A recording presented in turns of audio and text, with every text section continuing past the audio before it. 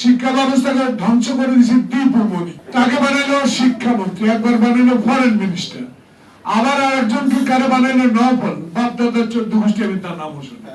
তাহলে শিক্ষা খাতে যেভাবে হাসিনা তার বাবা শেখ মুজিব ধ্বংস করেছে, এই দুইজনের আমলে আরো বেশি বেশি শেষ করে। ডক্টর প্রফেসর মোহাম্মদ ইউনূসের কাছে আমাদের বিনীত অনুরোধ থাকবে, আপনি হয়তো আপনার কমিটমেন্ট ইনশাআল্লাহ ঠিক থাকবে, রোজার আগেই দেশে একটা নির্বাচন হবে, সেই নির্বাচনের প্রস্তুতি নিশ্চয়ই সরকার গ্রহণ করছে।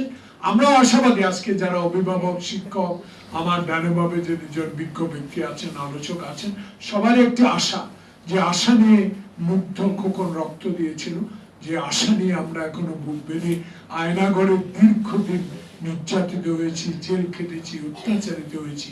সেই কারণে আমরা আপনার কাছে আশাবাদী, এই বাংলাদেশে একটু দেরি হয়ে গেল।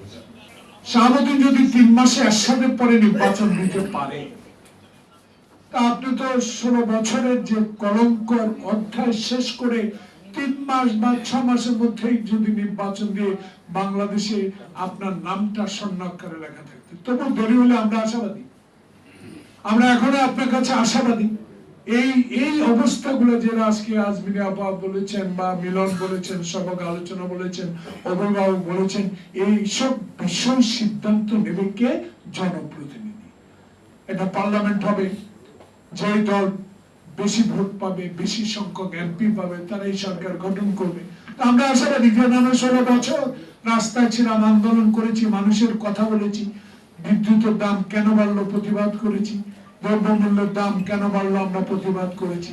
সেই প্রতিবাদের কারণে আমাদের যে অবদান, আমাদের নেতা তারেক রহমানের যে অবদান ছিল, 10,000 কিলোমিটার দূরে থাকার পরও তার অবদানকে কেউ অস্বীকার করতে পারবেন না।